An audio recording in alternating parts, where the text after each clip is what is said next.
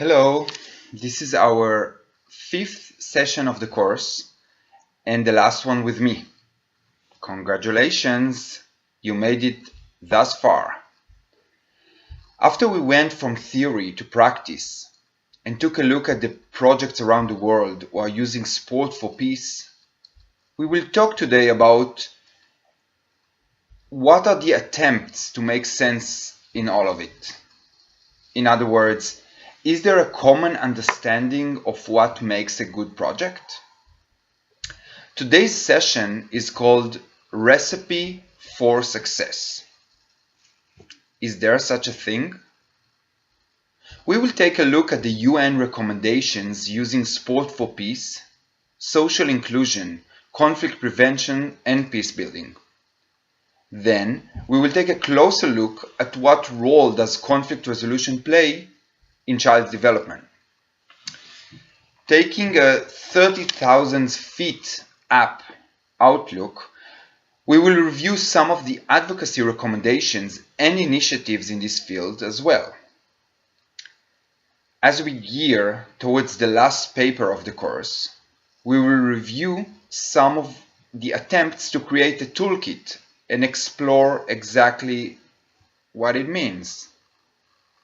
That might be helpful for the ones who are considering choosing this assignment.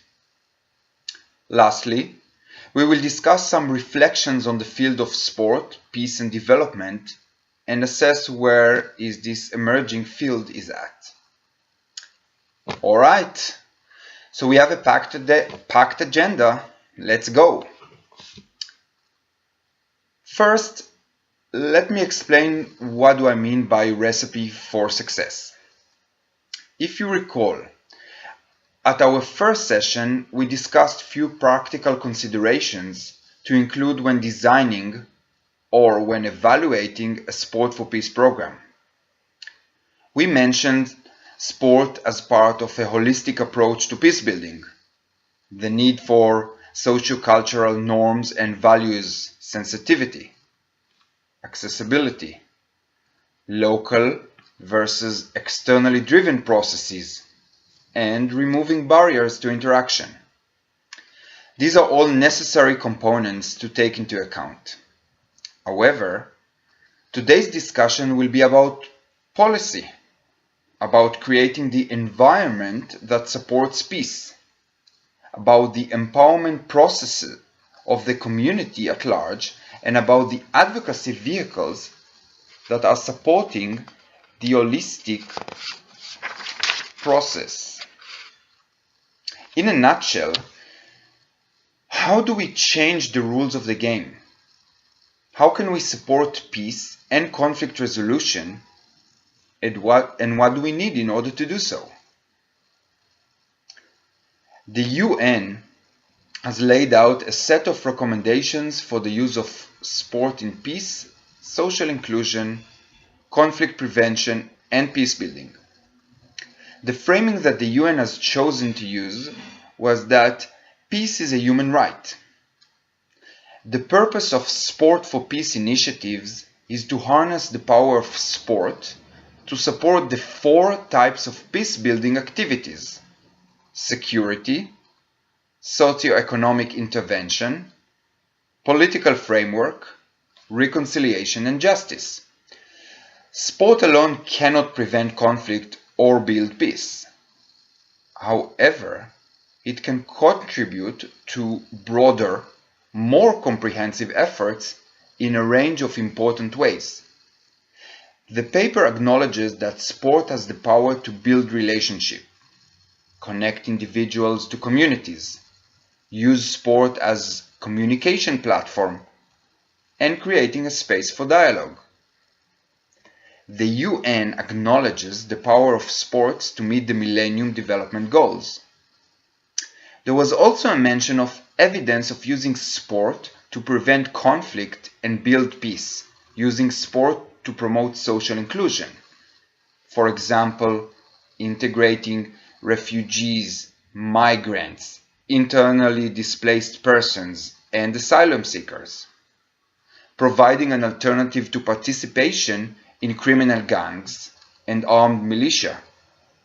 strengthening indigenous culture, empowering homeless people, and reducing political tensions. There was also evidence of using sport in periods of conflict. For example, providing respite in the midst of conflict and sport as a bridge between opposing groups. Lastly, there was an acknowledgement of using sport to build peace in post-conflict situations. And that means reconciliation, rehabilitation, and reintegration of ex-combatants, and of course reconstruction. As the world's largest IGO, the UN prepared a set of recommendations to government. That includes reference the use of sport to prevent conflict and build peace in national sport for development policies and in international development policies related to peace building. Include sport as a tool in government strategies to address the challenges confronting excluded populations and to prevent conflicts arising from these challenges.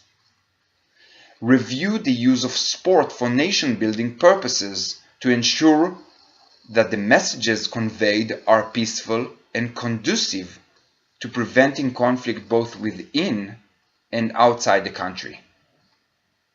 What is the conflict not about? Identify areas where competing groups agree, share common beliefs, and continue to interact so that programs can build on these commonalities.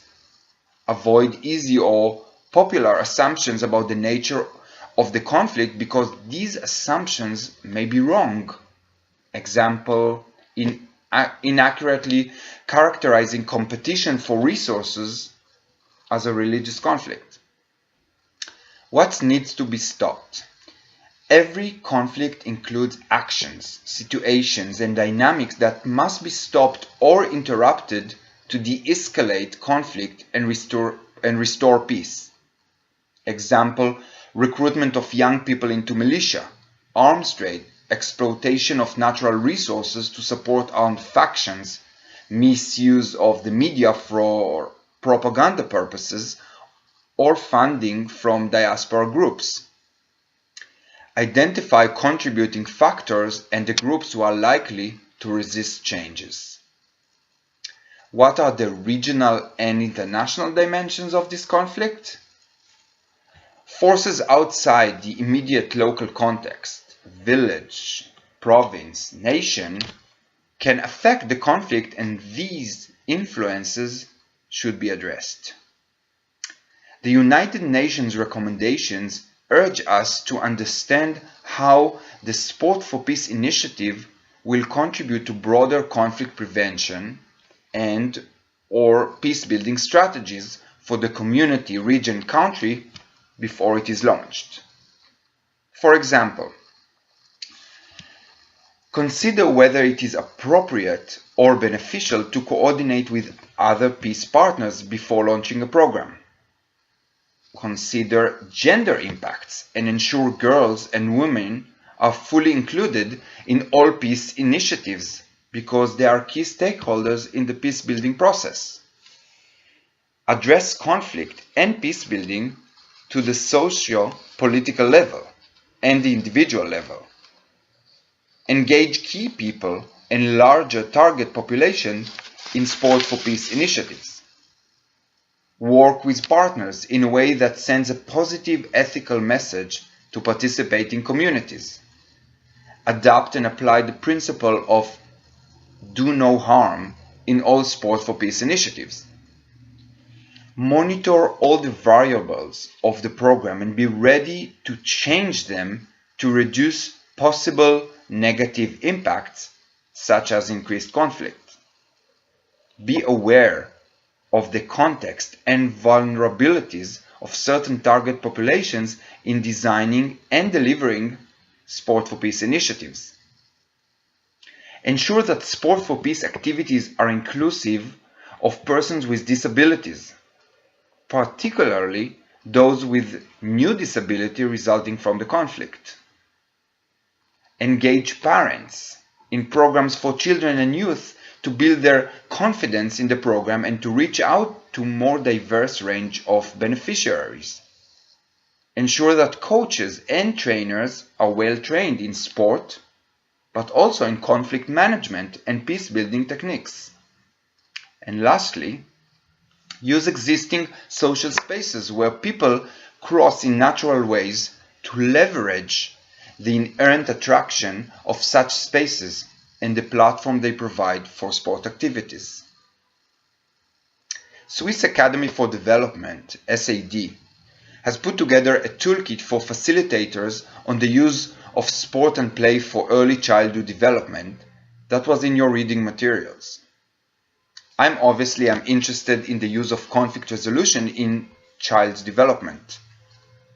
Needless to say, conflict is part of life, and sport activities integrating sport and physical activities into a young child's life is essential for building strength, self-confidence, concentration, and coordination. It also helps foster a child's fine and gross motor skill development.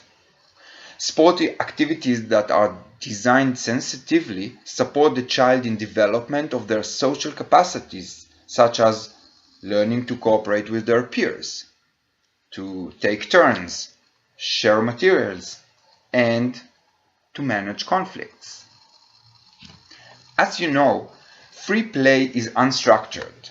It is child-driven play which is not controlled by adults. It encourages the child to interact with the world around them, to explore materials and their proprieties. As such, it provides them with an opportunity to practice decision-making skills. They can decide on their own what and how to play and discover areas of interest by themselves. They learn to focus and concentrate on one activity and to develop initiative. Thereby, free play also contributes to building fundamental learning habits such as perseverance, independence, and self-reliance. When playing together, with or alongside their peers, social skills expand. A child learns to work collaboratively and to negotiate and resolve conflicts. Free play also allows them to express their emotions. This helps them to come to terms with their inner feelings. They use their creativity and imagination. The facilitators encourage and, if necessary, guide exploration. The sport and play-based approach helps to strengthen social relations and to improve social skills, ability to make friends, ability to gain trust, empathy, respect and tolerance for others, abandon stereotypes and prejudice, ability to cooperate, to manage conflicts, to obey rules, and to act within a team.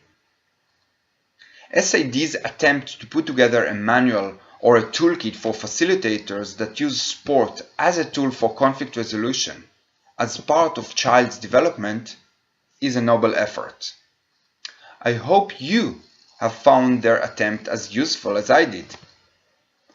But will this work without a supporting structure? In other words, what are the chess pieces we need to move on the board in order to allow the environmental change?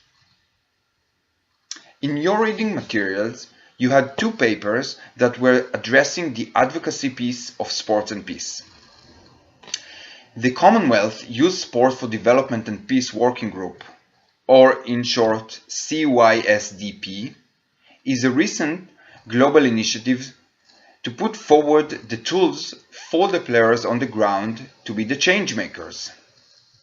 The paper attempts to provide youth-led sport for peace initiatives with the skills to make the case for the use of sport to drive meaningful and sustainable change in their own communities.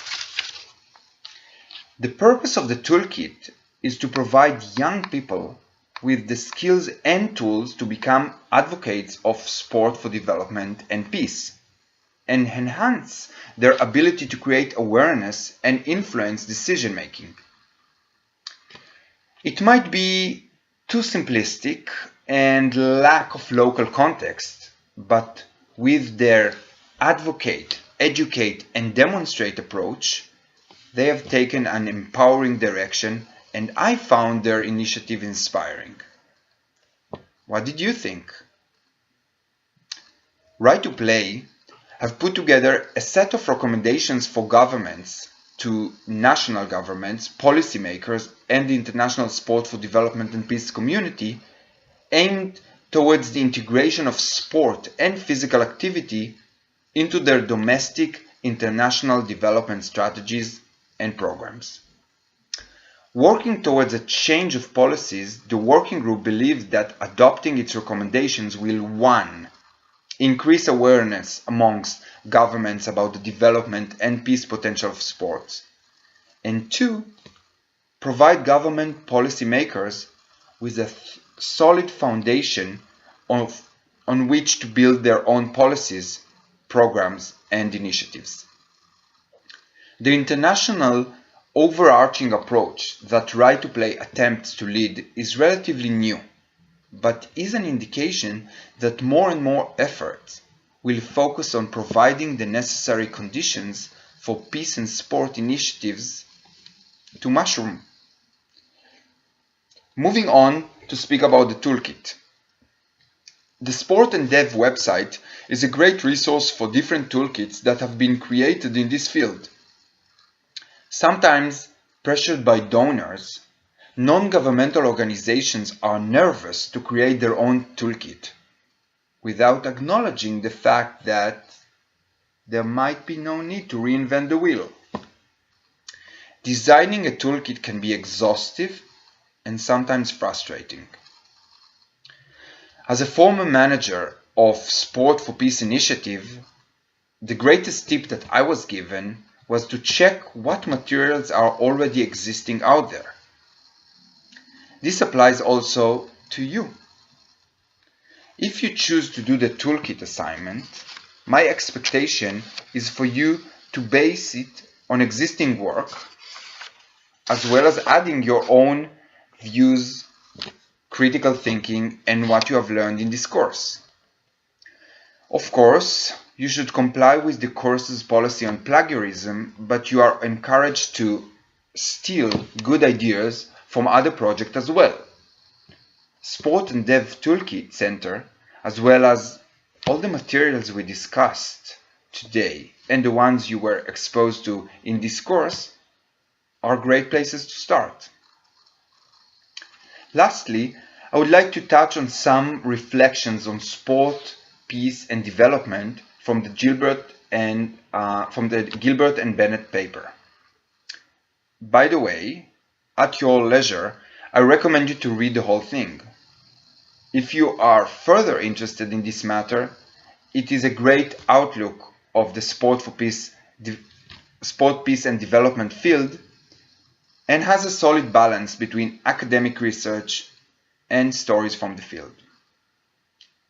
This somehow lengthy read, and I apologize about that, is a wonderful overview of the trends, questions, indicators, and even next steps that were discussed in this course.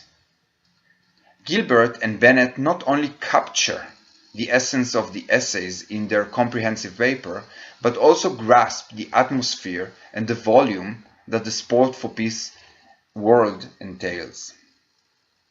That is the reason why I chose this piece in particular to end my part in this course. What did you think? Did you survive reading through the whole thing?